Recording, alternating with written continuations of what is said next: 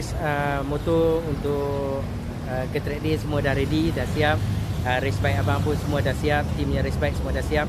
So sekarang ni abang bersama dengan abang punya Marshall bike ataupun track bike baru kita 675cc Triumph Daytona pun dah siap.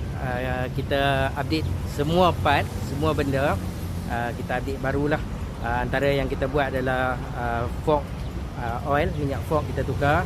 So kita servis fork, kita tukar seal dia. Okey, oil seal dia. So semua tukar pasal sebelum ni dia ada agak leaking sikit.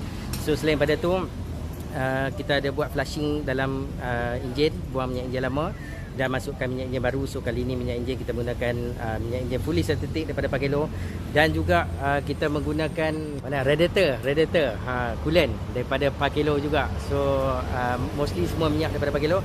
Dan minyak brake selepas bleeding kita masukkan minyak brake racing fuel daripada Pagelo. So yang ni memang imported khas daripada Itali sebab Malaysia belum masuk untuk racing fuel dia. Cuma ada .4 untuk jualan. Cuma kita dapat special racing fuel untuk race bike kita.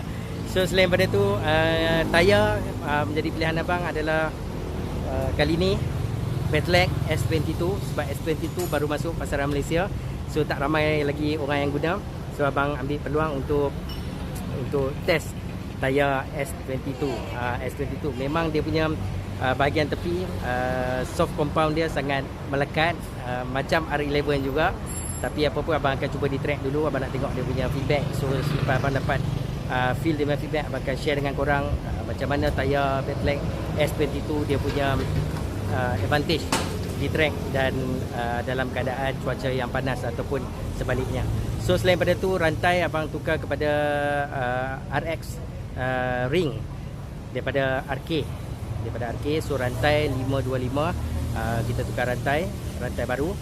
Selain pasal suspension depan dan belakang semua dah set up, dan kita akan tambah set up lagi nanti di Sepang.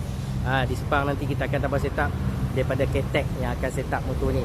So alhamdulillah inilah Triumph Daytona 675, the new race bike untuk tim KBSHM PHR Racing Team.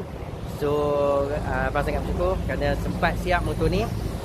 Boleh dikatakan 100% kita buat baru motor ni 100%. 100% barulah. Maksudnya dari segi cat dan sebagainya. Sekarang ni dah kondisi dia memang sangat perfect. Dan abang akan cuba test, Faizal akan test di Litar Sepang pada 24 bulan ni guys. So guys, okay, Mr. William, nak tanya sikit Mr. William. So kita main track day 24 hari bulan ni, Mr. William tolak bila ni? Tolak malam ni. Tolak malam ni? So hari Jumaat malam tolak dah? Ya. Maksud dia preparation memang sangat-sangat padat lah. Ya, memang padat. Memang padat. Maksudnya hari Sabtu daripada pagi sampai malam kita set up lah. Kita akan set up daripada pagi sampai malam lewat pukul 1 malam. Pukul 1 malam sampai pukul 1 malam. Ya. So kita juga akan pasang sound system di atas dekat clubhouse, dan juga di luar atas tingkat 2 untuk coverage satu subpit lah. Subpit, okey. Maksud dia bukan sekadar track day tapi kita berada dalam satu event lah. Ya, satu mini event lah. Satu mini event lah. Ya. So pelancaran racing bike juga, betul? Ya, pelancaran racing bike KPHSM PHR Racing Team. Okey. So dengan kata kita sediakan juga sebiji Marshall bike ataupun safety bike. Ya, kita sediakan sebiji Triumph yang 675 untuk sebagai Marshall dalam track day kita, untuk sebagai Marshall dan juga dia sebagai pit controller lah untuk safety lah. Untuk safety, ya. Sangat cepat lah, ambil masa dalam seminggu lah siapkan motor ni. Siap sekali dengan cat baru, stiker dan juga exhaust system dengan servis semua lah kan? Ya, dengan sekali tayar major depan lah. Belakang baru. Ya, tayar depan belakang baru. Juga. Sprocket dengan rantai pun baru juga tu. Okey, Mr. William, jumpa di Sepang pada 24 hari bulan ni. Ya, okey. Okey, terima kasih Mr. William. So sekarang ni abang nak share dengan korang bunyi Triumph Daytona pula. Tak cukup tinggi lah.